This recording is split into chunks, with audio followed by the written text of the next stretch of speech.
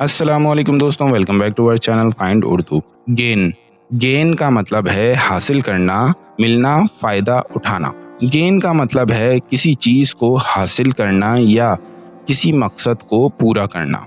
ये पैसे, knowledge, wait या किसी भी तरक्की के लिए यूज हो सकता है। जैसे अगर कोई शख्स मेहनत करता है तो उसे इज्जत और पैसा गेन होता है। She worked hard to gain success in her career. उसने अपने करियर में कामयाबी हासिल करने के लिए मेहनत की। तो दोस्तों, गेन का मतलब है किसी चीज को हासिल करना या किसी भी तरीके से तरक्की करना। उम्मीद है अब आपको गेन का मतलब समझ में आ गया होगा। मिलते हैं नेक्स्ट वीडियो में। शुक्रिया।